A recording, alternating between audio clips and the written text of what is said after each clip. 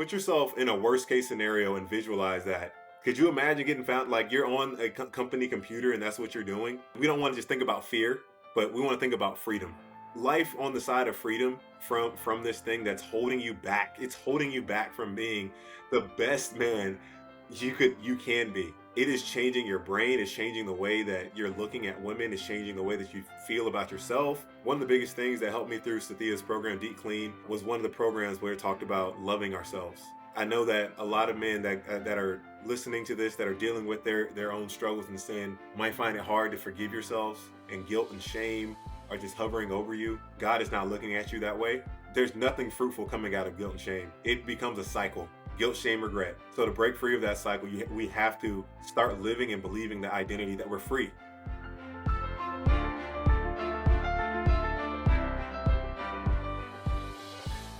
Patrick, my That's brother, awesome, welcome to the Superhuman Life. Thank you for having me. Man, that's a great accomplishment in doing something so impactful. And for me to get a chance to be here on MLK Day, not that it has any relation to what we're talking about, but I'm just excited to be here with you today and to dive into everything. Well, brother, I'm grateful for you, man. I'm grateful for what you're doing, what you're utilizing your platform. Now we're going to get into, life-changing moment, that happened 6-7 months ago. But obviously when you got somebody like yourself with the success that you've had in sports, D1, McDonald's All-American, SEC Scholar of the Year 3 times in a row, playing for Billy Donovan, then going overseas.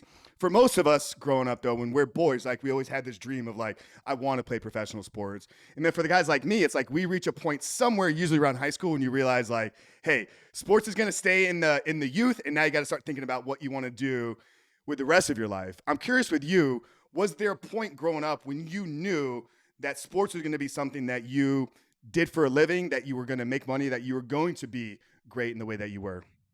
That's a great question. Because looking back as a kid, man, I was just being a kid. I was thinking about it the other day. My daughter, she's down here. She's my stepdaughter from Nebraska, and she hasn't. She's been transitioning into Florida. It's very different for her. And the other day, she had her first like play date with somebody that she met from school, 10 years old. And I'm like, man, when I was 10 years old, I was going outside every day. My friends were right there. Like we were outside from sun up to sundown, playing sports, just having a great time, being kid. Like I was such an active kid. And it really wasn't in the forefront of my mind about making money and doing it for a living. Knowing what that professional world, collegiate world, getting recruited even looked like. I knew I liked the Gators because my grandparents, they were Gator fans. So and my dad, he was a football guy. He didn't really want me to, he didn't want me to play football. Never let me play football. I'm grateful for that. I do think I could have made a pretty decent tight end, but I've had my fair share of injuries through basketball. I can only imagine what football would be like. But no, there wasn't a not until maybe college where I wish I would have had it instilled in me kind of sooner to see the big picture and vision.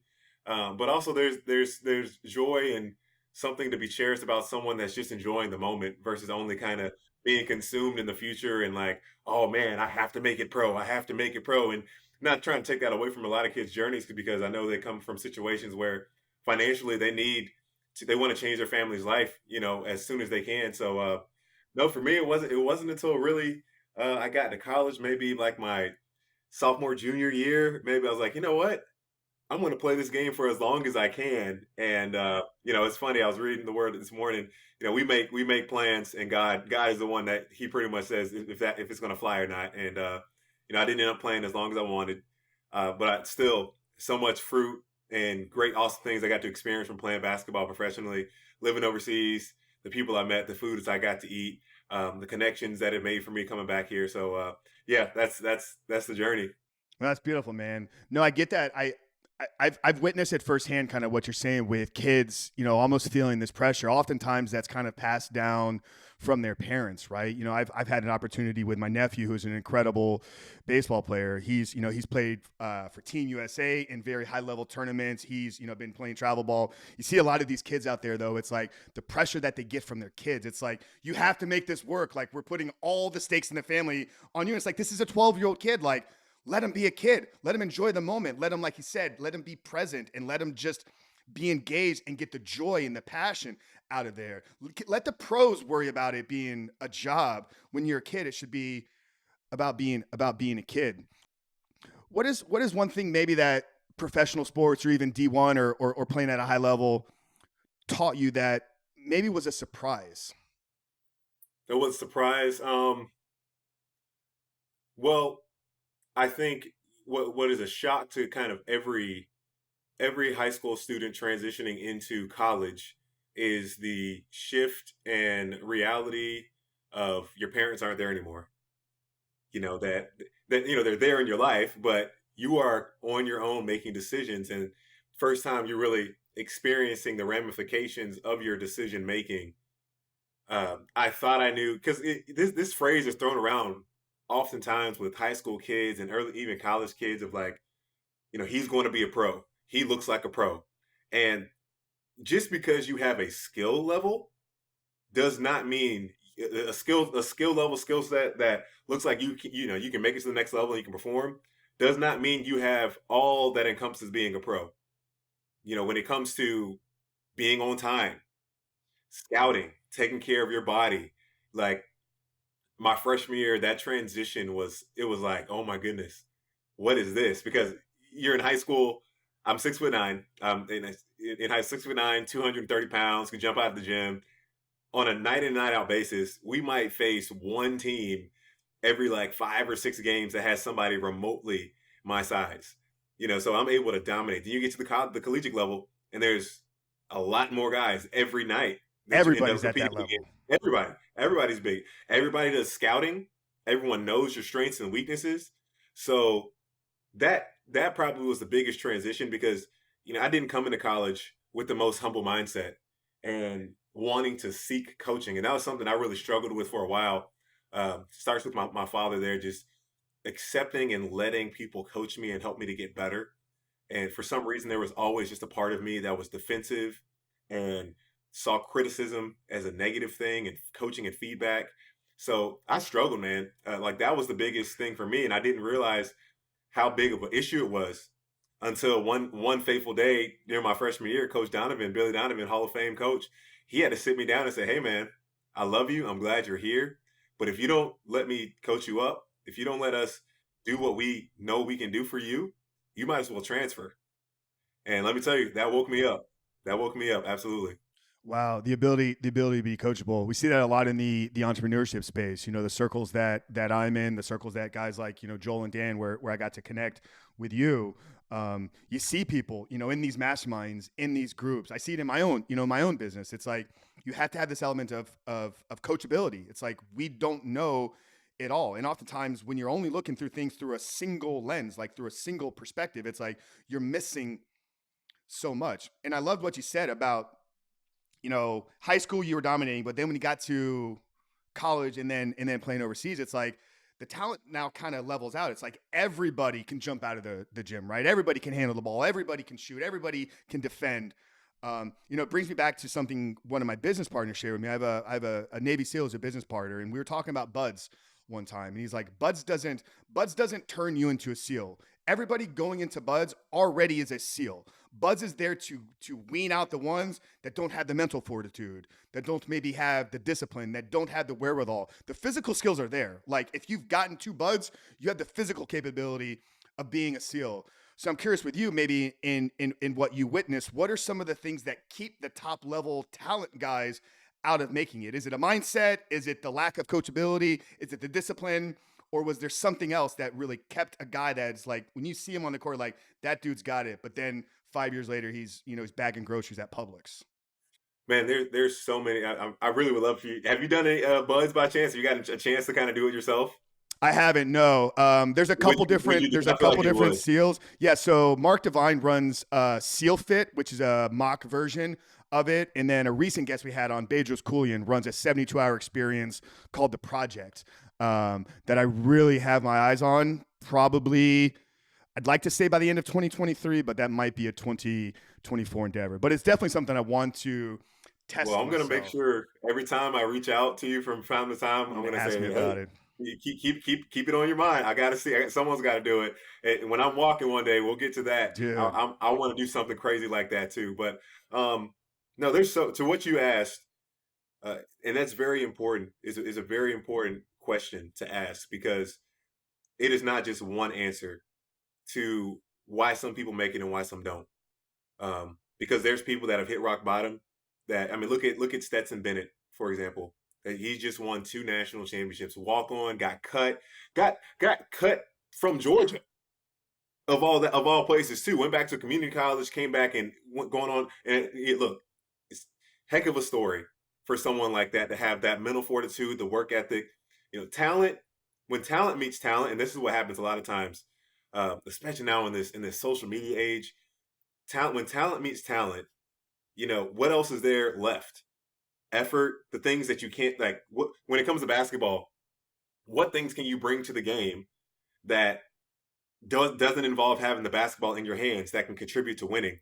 And then social media just has pumped this younger generation and current generation's mind so much on valuing themselves in a way that is rooted in external factors, things you can't control, things that inflate your mind and your ego and push you towards that human nature side of relaxing versus, hey, I have, and in Stephen Covey's 7 Habits of Highly Effective People, having the end in mind.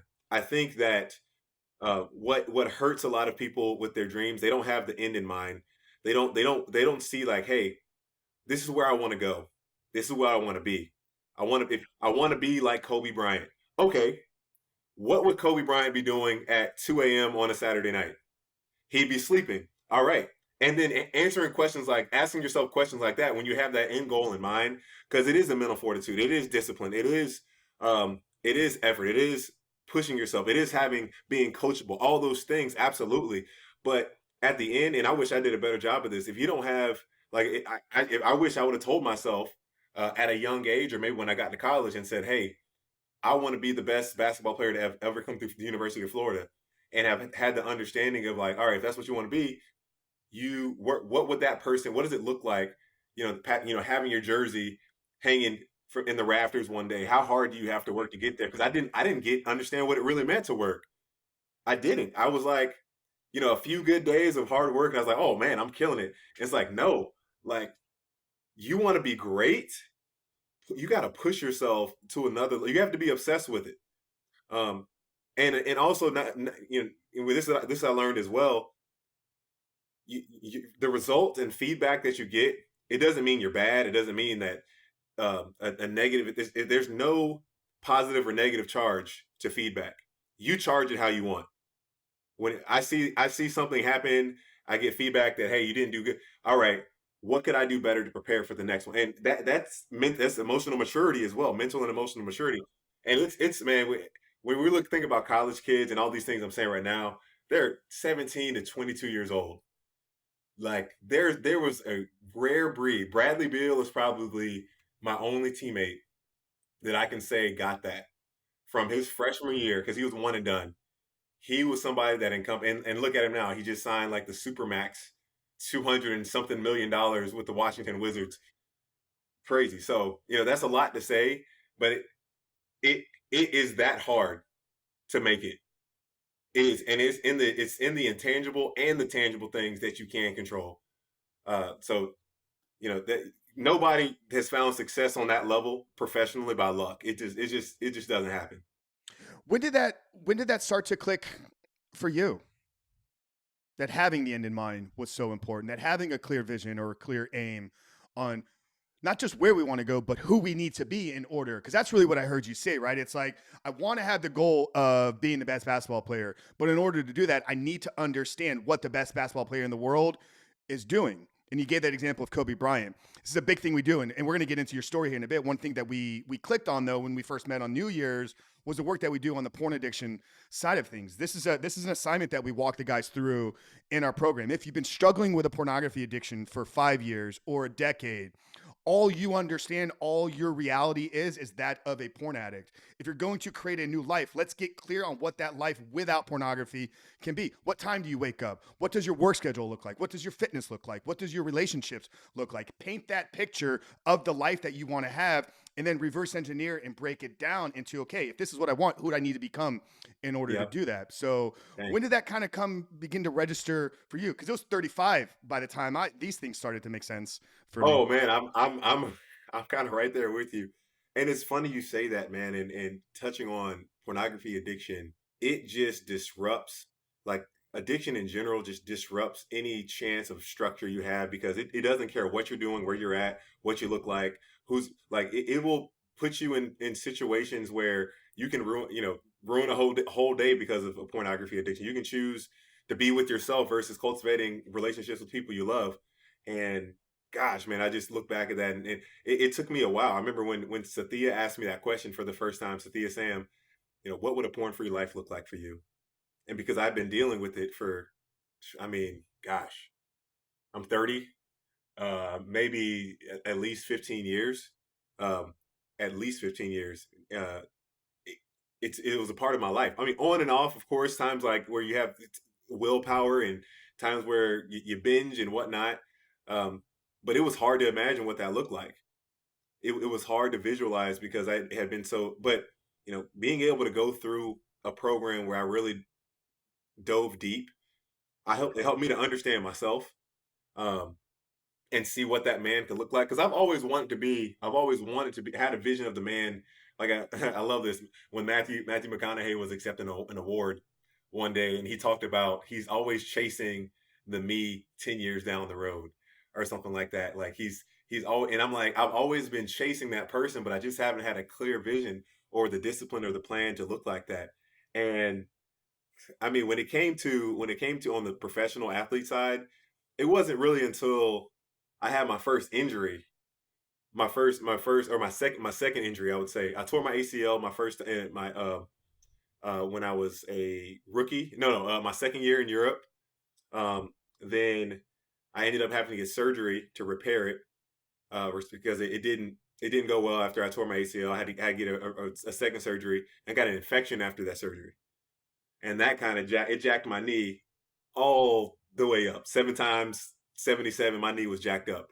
And in that process of rediscovering myself and figuring out what I wanted to do with my life, if I still wanted to play basketball, I had just a peace over me, a calling, a resolve that God said, no, I want you to pursue this. I want you to trust me and pursue this. And going through the process of physical therapy like that, it was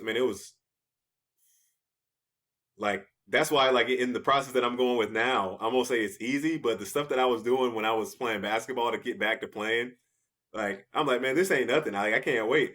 But that really helped me see, all right, Pat, this is how hard you should have been working your whole life.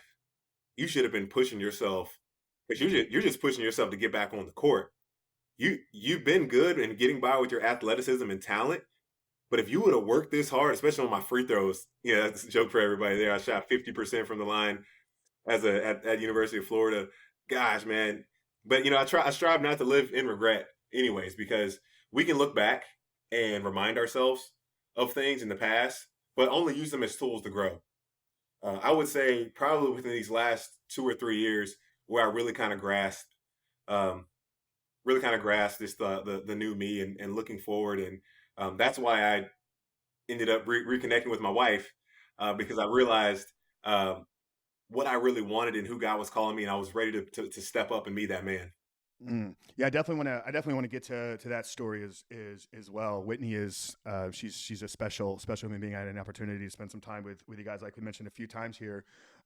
Dude, I have so much respect for your openness, your honesty, and your vulnerability. I think people hearing this, it's we got McDonald's All-American. We talked about SEC Scholar of the Year, pro athlete, and then you just openly talk about, yeah, I've been struggling with, or I did struggle with a porn addiction. Like I said, we connected through Sathia. Sathia's a fan of the show. He's been on here a couple times. Shout out to Deep Clean, Last Relapse. Go check their stuff out. Amazing. We support everything he's doing there. But I think a lot of people are going to be shocked to hear this, right? It's like we got Patric Young, 6'10", 250, big man on campus. I'm sure there was no problem, from a social perspective. Like, you're accepted, you could get into any room, any party. You're well known and recognized. Talk about like what pornography was doing and why was it even there?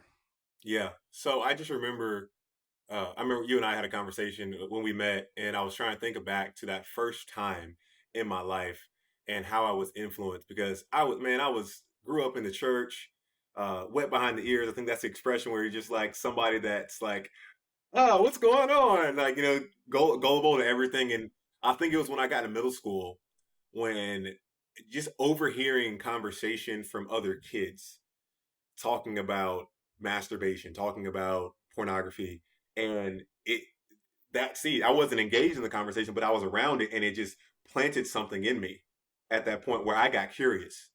I got curious, and I wanted to see what was going on, and this is the time where we families you got the family computer, and I'm cringe. I'm laughing because I'm cringing thinking about how foolish I was in doing this. But I just remember exposing myself and just looking up, and I remember I just typed in like porn.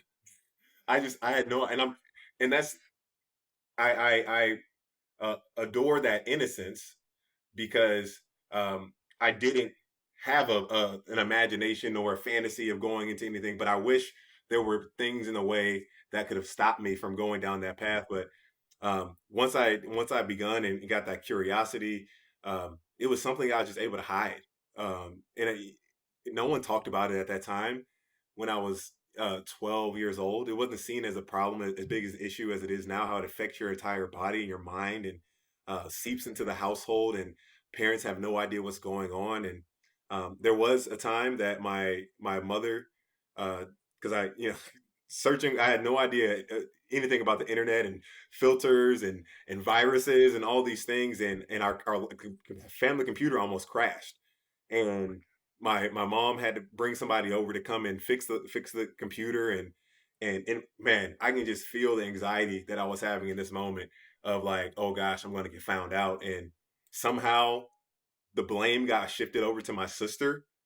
um I wish, and looking back, I wish it would have been on me. So maybe it could have been addressed and had some conversations and some, uh, I don't know. But then, it went on from the internet to staying up late at night because I had a TV in my room watching stuff on HBO I shouldn't be watching. To uh, when then I started having uh, relationships. I didn't really start having relationships until I got to college. But what really hurt me was my freshman year, and I always had this in my mindset too. And I know you've had guys that have thought this, and it's such a terrible lie that we tell to ourselves. Oh, it's not that big a deal. I'll get over it one day. Like just that it'll just go away. This addiction, pornography problem, and you didn't even want to label it as an addiction or as a problem, just thinking that it was just something that everybody else did. But I remember I went through like my first heartbreak in college, and I didn't have a place to go or talk to anybody about that. I just became so numb, especially when it came to the hearts of God's daughters. And I so much regret. Like that's some of the biggest regret that I have, is just that I was not seeing the women that I was attracted to, or I was seeing them as objects to give that I was going to take something from, versus cultivating their hearts and protecting them and protecting mine too, because the word says, above all else, guard your heart, for everything that you do flows from it. Um, so during this time in college that I'm still struggling with pornography and just trying to fit in with the crowd, and on the outside, I'm looking one way. On the inside, I know or I'll say there's two faces of me. I'm living one way, proclaiming to be a Christian, going to Bible study, going to Athletes in Action, and then when I'm around another group of people, being a completely different person and just living as a hypocrite. And I'm just so grateful for a great man of God that loved me to death to call me out. That loved me. He wrote me a letter and put it on my door because some things had come out that I was doing that I wasn't proud of, and just put things in a way and say, how can I help you? How can I love on you? And it helped. It helped a lot. There was some cleansing. There was some healing. There was, but it still was an issue um, that I just couldn't cut off. It had me by a bind. I knew wholly that I was saved, but I just couldn't let go of this stronghold over my life. It was a it followed me overseas. It followed me it really followed me up until um, I reconnected with Whitney again. Reconnected with my wife in 2021. Yeah, I resonate so much with that being a hypocrite. You know, in 2016, I launched Frank Rich Fitness. I'd had a previous company for 3-4 years leading up to that. I've always just had this like like entrepreneurial spirit. Like it's just how I'm wired. But I wanted to take my passion for business and my passion for fitness. You know, I was a bodybuilder and bridge the two. But a lot of my fitness content was kind of it was layered through this. Become the best version of yourself. You know, fitness is the gateway to your ultimate version. You know, it's really deep rooted in self development. And for some reason, 2 years, 2.5 years, I'm daily content. I'm putting it out there. I'm putting it out there. Nothing is clicking. Nothing's registering. I'm like, why aren't things taking off? Why aren't things growing? And at this point in late 2018, where I look at myself in the mirror one morning, it's like, Frank, you're not the best version of yourself. Like you had this secret addiction that nobody knows about. The woman that you're living with, all of your family, all of your friends, none of them know about this. How can you help anybody become the best version of themselves if you aren't? And that was kind of the catalyst for me that, has led to everything that we're doing here today. And you talked Now about it was when you're speaking to my soul right now, man. That's yeah, you're speaking right to my soul. That's exactly how I felt the same way. yeah. And I had to accept it first, right? It's like, yeah, you're addicted to pornography. Whatever the world wants to tell you about it not being a real thing, it's a behavior in your life that's been here for 20 years and it's having these effects on you. How you see women, how you communicate with people, your drive. Why would sometimes I want to stay home? Like missing social engagements because it's like, I'd rather just stay home and watch porn. It's like, so I don't really have a question. I want to get to maybe the relationship with Oh yeah, and Whitney. that's a great transition. Um, so in 2020, I was in Gainesville at the beginning of the year because I was rehabbing my knee. Just finished playing ball in Italy. Was preparing to go play again somewhere, and then as we know, January, February, then March, the pandemic hit. Honestly, it sucked because I would have probably stayed in Gainesville for a long time because I have a lot of fantastic relationships there. Uh, just to get to work out, getting to be around the guys, access to the basketball court. Some of my best friends still living in Gainesville. But I came back to Jacksonville and I lived with my parents for 4 months during that time of COVID, the peak where we're all freaking out, and as we should have, we had no idea what was going on at the beginning of the year. We all just wanted to be safe, and in that time, I was just with my family, really enjoying the best parts of life. Man, I mean, gosh, that part of my life was a small snapshot of life without, because I can't remember exactly about that time, but if I was dealing, I'm sure I was dealing still with my porn addiction, but it wasn't at the level where it was ruining everything, like the way that I would see some of the stuff that I dealt with before. Like I still had great memories of that time with my family and my dogs and all that stuff. So I ended up getting an opportunity to go play ball in Israel. Went overseas to Israel for a little bit. Got cut from the team. Then I ended up going to Greece. The end of that year, I stayed in Greece, just trying. And this is again during the COVID pandemic time, and I was in isolation. Man, it's just not a great place to be as a believer, as a man in general. So after that, I came back home in New Year's, and I said, you know what, I'm ready to hang it up. I'm ready to hang ball up. I've done this for long enough. I'm just tired of dealing with all this stuff overseas, being away for so long. I don't like that. I'm not able to cultivate the man that I want to be, and I'm tired of it. So when I came back home, surprised my parents, stayed with them again for some time, got plugged back into the church in some small groups. Man, I was so excited about that, getting plugged into the church. And I had broken up with my ex girlfriend. I can't remember exactly when it was, the end of that year, and I was at a point. It's funny, man. I was like, didn't think I was looking for a relationship, or I'm like, man, I don't want to date anybody. I don't want to uh, anything to do with. I just want to just kind of be me. That's it. That's all I want to do is be me, be with my friends. And one day, I thought of Whitney, my now wife, and she and I hadn't talked in 3 years. Actually, when I reached I reached back out to her in May of 2018. She had my number saved as do not answer. And it wasn't because I had done something like cheated on her, because she and I never dated. We met in college like 11 years ago. But I had just been so non-committal. I had been immature. All these things of not equating to the man, first of all, the guy called me to be, the man that I wanted to be, the man that she wanted. Uh, so she knew what she wanted. My wife has always been very coherent and cognizant of who and what she wants and being able to verbalize that. She is not afraid of that. I reached out to her and she's like, "Who is this?" I'm like, "It's Patric Young." Is like, "Yeah, Patric Young." It's like, "Hey, this is weird." And we just started having a conversation, and I just knew transparency. And gosh, man, I wish I could have learned this. Even in my days, just being transparent in every relationship of how I'm feeling, of what I'm thinking towards that person, would have changed so much versus the cowardice of hiding or just running away. Because every time something got difficult in a relationship, I would just run. It was like, "Oh, that's enough for me. We're getting too serious," or what. And it's like, where did I learn that from? I don't. My dad didn't teach me that. I don't know what the world did. Pornography did. Just to please yourself and not worry about anybody else's heart. So fortunately, she was coming down. She was coming down to Florida because she lived in Nebraska, and she was dropping her daughter off to go see her dad.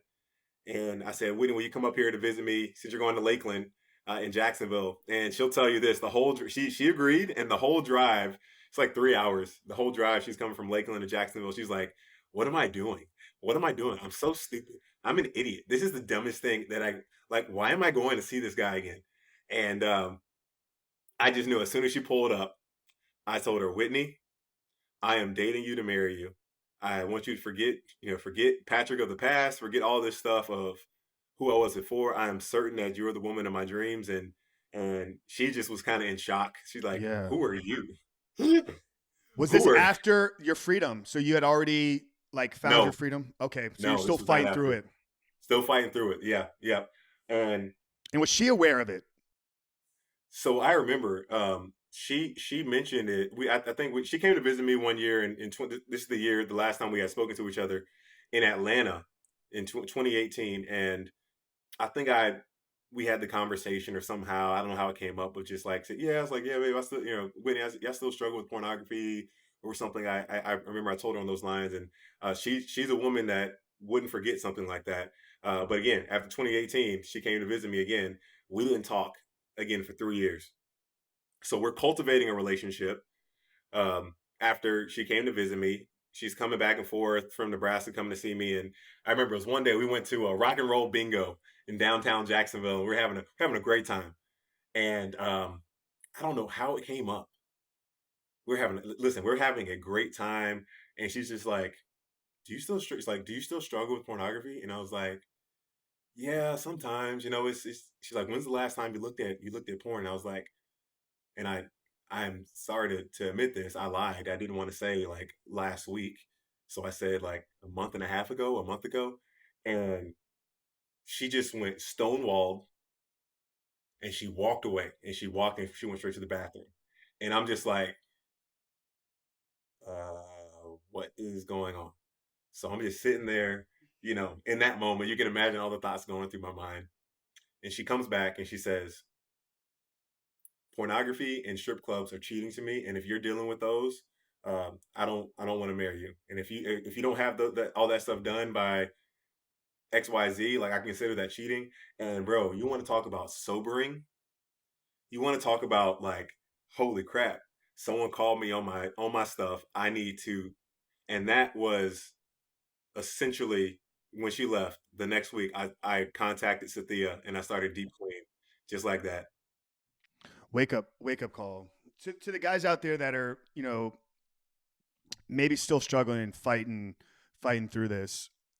Maybe, if there's a word of encouragement, a piece of advice out there for them, because I think a lot of guys, it has to get to that point where it like literally life, like either it's a rock bottom or wife, presents with I'm moving out papers. We've had guys there, right? It's like they're here and they're literally showing me like my wife is moving out to another apartment. Like I got to do something about this right now. What can a guy do, proactively so he doesn't get to that point? And I know you're not a coach, the expert here, but just from somebody that has conquered this in their own life and speaks into and leads a lot of people all around the world. Is there any words here for the guy out there that are still struggling? Man, you can win this battle. Freedom, free. First off, sin in general. I love this expression, and this is so true. With this phrase, sin will keep you longer than you want to stay. It'll make you pay more than you ever. It'll cost you more than you ever wanted to pay, and it'll keep you longer than you ever wanted to stay. So, like being you won't even realize how far that you've been moved from God, from the person you want to be, because that's what the deception of sin is. I want you to put yourself in a worst case scenario and visualize that it being found out, being with the person that you love, and them finding out in a way that will just ruin your life. I mean, I can't tell you how many people in positions of power, not CEOs, but own a company or part of a church, and they said, man, they've told me how many times they've had to let people go because of their pornography addiction. Could you imagine getting found like you're on a company computer and that's what you're doing?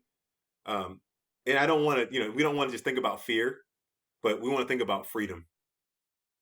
life life Life on the side of freedom from this thing that's holding you back. It's holding you back from being the best man you can be. It truly is. I mean, it is changing your brain. It's changing the way that you're looking at women. It's changing the way that you feel about yourself. um I mean, there's so many dynamics, and you can be forgiven. That's the biggest thing. One of the biggest things that helped me through Sathea's program, Deep Clean, was one of the programs where it talked about loving ourselves. And I know that a lot of men that are listening to this, that are dealing with their own struggles and sin, might find it hard to forgive yourselves, and guilt and shame are just hovering over you. First off, God is not looking at you that way. God loves all of us enough that He sent His Son to die for us, and there's nothing fruitful coming out of guilt and shame. It becomes a cycle: guilt, shame, regret, guilt, shame, regret, guilt, shame, regret. So to break free of that cycle, we have to start living and believing the identity that we're free, that we are free. And that's what helped me when I would still stumble, I would still fall, but I was able to realize my triggers: uh, alcohol, boredom, um, I idle time, things like that, missing connection with people, and just needing to connect with people that I loved. And instead of doing that, I would connect myself with the screen. And my brain thinks it's good, but overall, really, it's not. It's terrible. So I hope there's some pieces of advice, because I did think at one point that I'd never be able to break free. Um, and I'm just so grateful that God has redeemed me and restored me, and um, taking me to where I am now. Yeah, no, you hit on a many many points. We talked about the vision. I do think fear though can be a very powerful motivator, and we actually combine a little fear into our vision for the life. So one thing we'll do is when we cast that vision for a porn-free life, we want the opposite though. We want to see what the life is going to be if you don't change. Project that out now 5 years in the future. If you keep doing exactly what you're doing, how do these side effects, how does this behavior continue to compound? What does your faith look like there? What does your relationships look like? And we use that not as a fear tactic, but like I said, fear is an incredibly Yeah, powerful motivator. And then you talked about but see, like community. that's what the reality could be. Yeah, I mean, Yeah. So when you're sitting there thinking like, God, I'm triggered and I want to run back. No, Patrick, no, Frank. Remember, you got no, clear on no, what no, this, no, on no, no. why Yeah, you don't want to do this.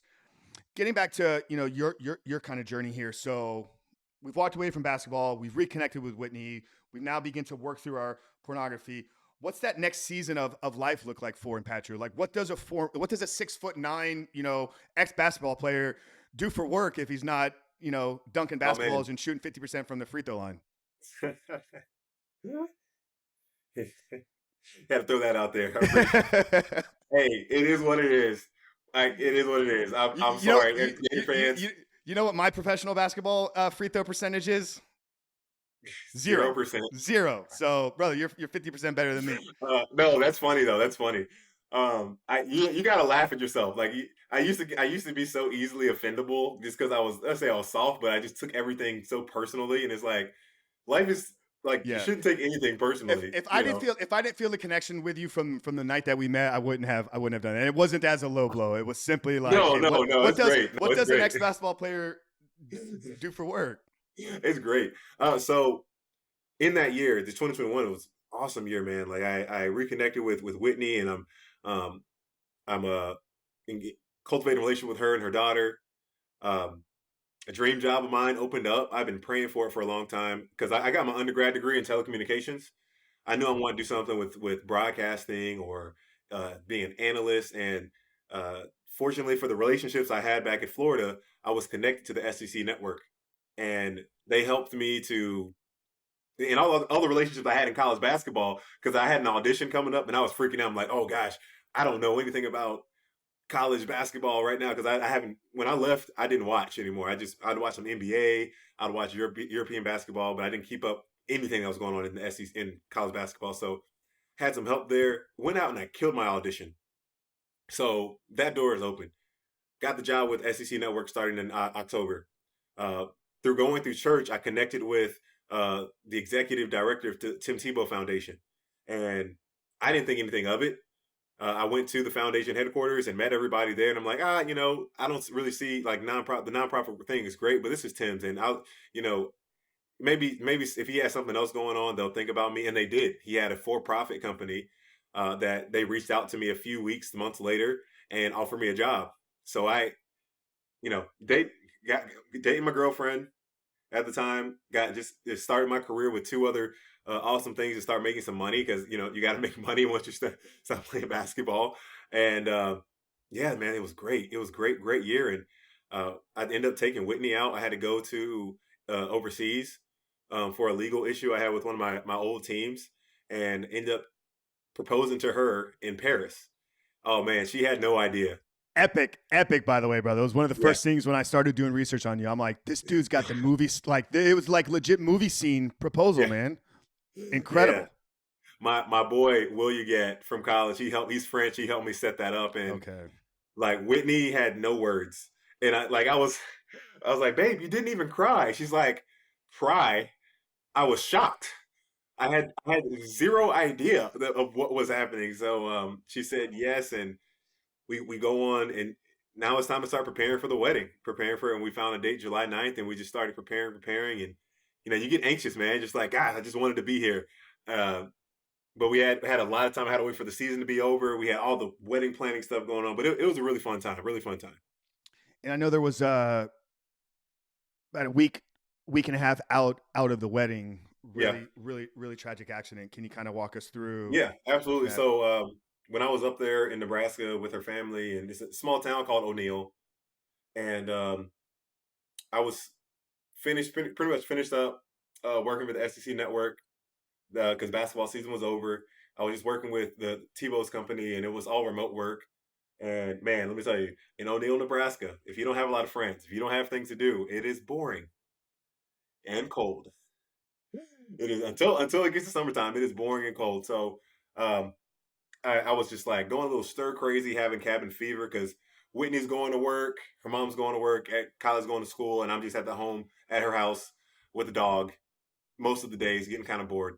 And fortunately, after she got tired of my complaining, she connected me with uh, a friend of hers from church, and he worked for an irrigation company that has they put together those huge pivots. They're practically huge sprinklers for farms.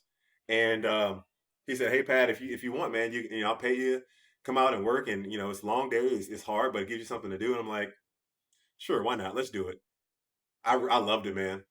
We were getting up super early. I was getting my hands dirty. I was sore at the end of the day. Just one of those jobs where you're like, man, heck yeah, I deserve a beer. Like I've been out here for 10 hours a day. You ain't telling me nothing. I come back home, uh, and I was doing it for about 2 weeks. And just one day, it was another routine day. I was transporting. We were transporting some equipment Just finished up doing that, and we're going back to get one last piece. And on this dirt road, man, I just wasn't locked in, wasn't present, and wasn't speeding. I wasn't speeding at this time, but I wasn't just aware of my surroundings. That I'm going on this dirt road up this slope in an old truck, and as soon as you hit the peak and you're coming down, the stop sign was like 20, 30 feet away, if that. That there wasn't enough time for me to stop. That I'm coming up on this interstate, and I couldn't see if there was a vehicle coming from either side, and praise God there wasn't. Um, but I didn't have my seatbelt on, and because I, in my mind, casual Patrick, I'm going up. I'm only going 2 miles up the road. Like, when are your seatbelts for? I just thank God when I look at, people can look back and I can be angry. What am I going to be angry about? I'm alive, man. Like, I'm here. So my car goes completely parallel to the road, and the momentum takes it off the road once I go through the stop sign, and the car flips over one time. When it lands back on all fours, there's just so much force, and I don't have my seatbelt on, and I just kind of like brace myself, which is like the worst thing you can do. Um, and I just felt a pop in my back as soon as all that weight came down, and immediately I knew something was wrong. I couldn't feel my legs. Um, I hurt my shoulder. I fractured my ribs. My core was hurting because all my ribs were bruised. Like this thing folded me with such great force that all my ribs were bruised and one was fractured. Um, I was down there, and again, man, praise God that I was able to grab my phone and make a phone call and call. First, I'll call my buddy that was behind me. He didn't see the accident, to let him know that what happened. Then I was able to call everybody else, my mom, Whitney, my sister, let them know what was happening. And man, surreal, surreal, bro. I can't even put into words that time. And then I had the light got life flighted from that scene in Nebraska to South Dakota, and had to get an emergency 8.5 hour surgery on my back. And man, I just can't put into words how I was feeling at that time. But I didn't have any answers. I didn't know what the future was going to look like. But I seriously mean this with all of my heart. The peace of God was over me, telling me that everything's going to be okay. Like, I didn't know how, I didn't know when, I didn't know what, but God was like, I'm with you. It's going to be okay. You're still here. I still love you. Don't worry. And the verse that literally just came right to my mind is a verse in the Bible we see all the time, where it says to consider it pure joy when faced with trials of various kind. And I'm like, God wouldn't put pure joy in this word right now if he didn't truly mean that. And I'm like, all right, nothing is taking away my choice in this situation. I made my chance of walking in, doctors say are slim, but guess what? You can still show up and control your attitude. Took me a while to get here. I'm not saying I just snapped to it overnight, but the foundation of my life that I have been building up through deep clean, through journaling, through helped me just to snap out of this fear-based thought process. It was what if this happens? What if that happens? Versus even if things don't turn out the way that I envision, I'm still going to praise God. I'm still going to love my family. I'm still going to be the best man I can be. And through all that, man, it's just been amazing.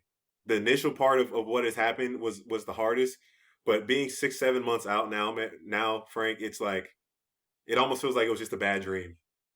Versus being something that ended my life, because I'm still here and I'm just so grateful and want to use this platform that I have in my life to help anybody I can, just to be encouraged and to make the most of their lives. Do you think the addicted Patrick would have had the same response? Because it's very Wow. easy, right? It's very easy to play a victim here, right? It's like here Yeah. your body, your athleticism, your legs have been a catalyst for really some incredible experiences. You've gotten to see the world, travel the world, meet amazing people, work with, be coached by some of the most amazing coaches, like you said, Hall of Fame Billy Donovan. I'm sure, looking at it through that lens, it's like, and now what has given me this incredible experience in life has all been stripped away from me. And I think it'd be very easy to fall into a victim mindset, and that's not where you were. And I know a lot of times guys that are caught up in an addiction, it's like victim is the immediate response with everything. So I'm not trying to project an answer on you. I'm just curious. No, I just think if I hadn't been at the point I was in my freedom, if I was still like heavy in the middle, man, yeah, I definitely think that I would point the blame so deeply upon myself. Um, I could certainly see myself being so much more bitter, or having bitterness in general, because I don't really have any bitterness towards what's happened. Um, I could see myself not being in this same position mindset for sure. Uh, and I'm not saying that I couldn't snap out, and I say snap out of it, but overcome. But it would take a lot longer. Be a much harder battle. So what have these last 7 months been like? Okay, so I was in South Dakota for 2 weeks, and then I got transported over to Craig Hospital in Denver, where I was there for 5 weeks. It's one of the top spinal cord hospitals in the country, and there, they teach you how to live independently. Like, it's not that there, you can't get to where you want to get to in the end of mind. Like I said earlier, like me walking again, but realistically, it's not going to happen overnight. So they prepare you for living life with where you are in a wheelchair, with your bowels and bladder and all these things working so differently. So learn through that process of all the things I needed to do. Man, I was really just so, the athlete in me was so determined that I'm like, I just want to get back to life. I was like, I want to get back to life. I want to get back to just being out there. Like, I'm not sick. I'm not dying. Yes, I'm in the hospital, but I'm going to be fine. So, man, praise God again. Like, I have such an amazing wife. We decided to get married July 7th, at the hospital. Man, I hadn't cried. I hadn't cried like that in a really long time. Just the emotions of being paralyzed on my wedding date, 10 days before my wedding, just all coming crashing down on me at once, and just like, can't believe it, I'm here. Why am I here? What is going on? But I'm just so grateful that this woman's still by my side. We moved, once I got discharged, we moved down to Jacksonville and started cultivating life, and um, just here with with Whitney, with my stepdaughter. Um, it's like, on top of dealing with my situation, it's like, hey, bro, you're still a dad, you're still a husband. So I've been working through that. I was thinking that's the, not to say the most challenging, but just the part of life that I have to show up so much consistently for. Um, Showing up to being a good, because it takes such intentional attention and time to cultivate those relationships and have peace within your home, and not to be, it's so easy for me and justifiable for me to be selfish and to be consumed within myself. But my wife has sacrificed so much, man. Like, she drove me to all of my appointments, taking care of us, feeding me, like whenever I'm making messes around the house, cleaning up all that stuff too. And never, like, she'll complain every now and then, but it's only when I'm doing things and I could be doing better. When she knows it's something I can do, that I can take care of, that a burden that I've just decided to add upon her. But I've been doing rehab like crazy. I've been speaking. I felt called to just speak and share my story. Like, I'm in the middle of a storm, but I'm not allowing the circumstances to define me. That I realize so much that I can still be and have a great life, and be a great human being, and be molded through all this. So I got back to work, back to working with the SEC network. I was really I was nervous about that, man. I was like, man, are things going to work out with me being in a wheelchair on national television? And it worked out without hesitation. They welcomed me back in, and actually last week was the first time I had been in my wheelchair doing the touch screen on TV, and it was really cool. It was seamless. Um, yeah, but within that, man, um, hopefully I start driving here pretty soon.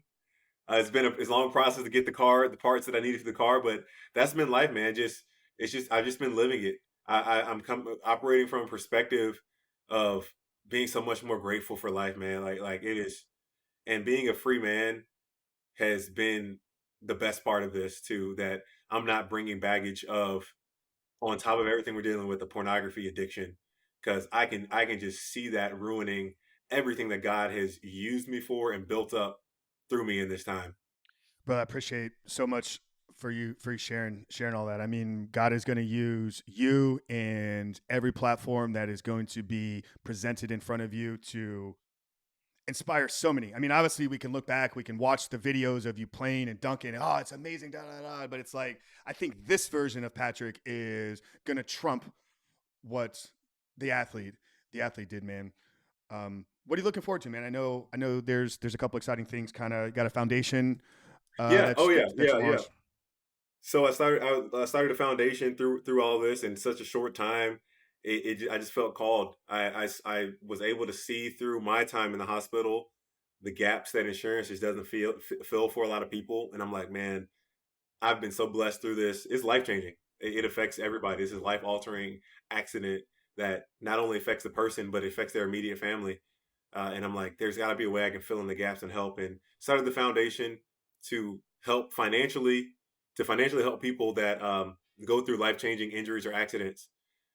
Whether that's paying for extended therapy, helping with vehicle modifications, things to their house, equipment, whatever those things may be. Just trying to fill in the gaps. Uh, trying to fill in the gaps. Other than that, finishing up work with college basketball. That's been fun. Being a dad, I look forward to that. I look forward to driving because give my wife some relief because she drives everywhere. She was in a small town where everything was 5 minutes away. Now we're in Jacksonville where everything is 25 plus minutes away. The biggest city in the world. Exactly. Go Jags, by the way. It's always been the Jags. Um, and I guess lastly, what I'm looking forward to. It's been 7 months, 6 or 7 months since my accident. I'm just looking forward to seeing what God's going to continue to do in my body. Already, things have been progressing better than was originally expected, um, and I just can't wait to see what's going to happen. But until that time, again, I'm not going to wait till things change for me to live. Like life is right now, and for those of you guys listening, life is now. It's not 5 years from now. Hopefully, it will be, but the most important moment is literally right now and maximizing that. So, um, encouraging everyone to just strive to live their best life today. Love that, brother. Love that. I believe you're going to bounce back. You know, not better than before, not an improved version, but a new man. I'm excited to see you walk, man. I'm excited to see you drive. I'm excited to when the time comes. We're doing seal fit, buds together, brother. We're running endurance races. We're doing obstacle course. We're doing Man, all the stuff, man. Everything. let me So tell you, these legs moving, bro. Ain't nothing I'm not doing. let's What? go. Let's There's go. nothing I'm not doing. The answer is yes. Just show me where to sign. Sign the waiver, and I'm in there. Come on, brother. Come on. Well, I'm grateful for you, man. I'm grateful for her, our connection and our newfound friendship that is going to continue to grow. We're a couple hours, man. I got close friends up in Jacksonville, man. So we'll definitely be spending some time together. What's the name of the foundation? Where can people learn more about that? And then, if anybody wanted to connect with you personally, what's the best place to find you online? And then we'll wrap up with our last and final question. The Patric Young Foundation, it is PY the number four foundation.org. PY the number four foundation.org. Um, Stay tuned on that as we're starting to do funding things for people here in the near future. You can find me there. I don't have a website yet, my own. You're getting there. But my Instagram is Patric with Patric Young. That's no K at the end of Patric Young number four. That's my Twitter and Instagram. And my personal email is patman904@gmail.com. Childhood nickname. I just couldn't let it go. I love it. I love it, guys. We'll get all that plugged down there in the show notes. Check out the foundation. Definitely give Pat a follow. If you're a college basketball fan, check him out on the SEC network as he's breaking down those games, doing the board, all that good stuff. So Yeah, it's fun. It's we fun. like to end every conversation with the same question here, Pat. So obviously the title of the show is The Superhuman Life. For me, I believe that living a superhuman life is really about a belief system. It's about the way that you show up every single day. And it comes from the place that we're all created for a purpose. Like God put a purpose and a calling on every single one of our hearts. But knowing that is not enough. We must be very intentional about our work, about our effort, about creating and manifesting this purpose to bring it to the world, to create good for others. So that's what I kind of define as living a superhuman life. But as we bring today's conversation to a close, Mr. Patric Young, how would you define living a superhuman life? Well, the first thing I think of when you say superhuman is a hero. And what makes a hero a hero? They are so outwardly focused, not on themselves, but on the goodwill of others. And a person, there's a few things that a person can do to live a superhuman life. It's a huge blessing and gift to the world when you can fully live the way God called you to be, authentic, not striving to be like anybody else. That is a gift to the world because it's contagious. It inspires other people to, hey, look at that person being all they can be. I can do it too, and they not trying to be like anybody else.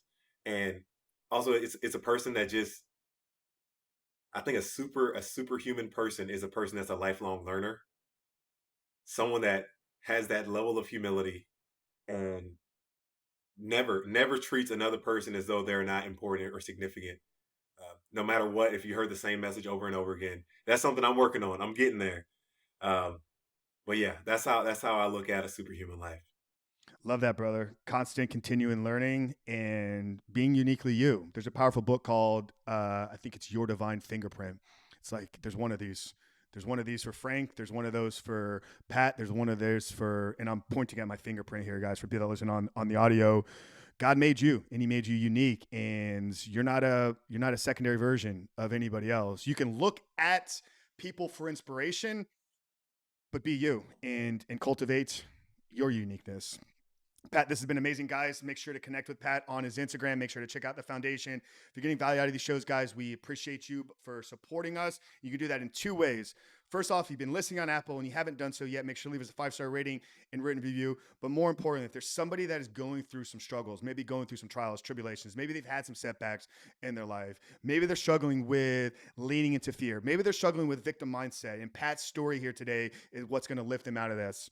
Do us the favor, but do this person the blessing by sharing today's conversation with them. But for Mr. Patric Young, Frank Rich, Health of Superhuman Life, we love you guys. We'll see you next week.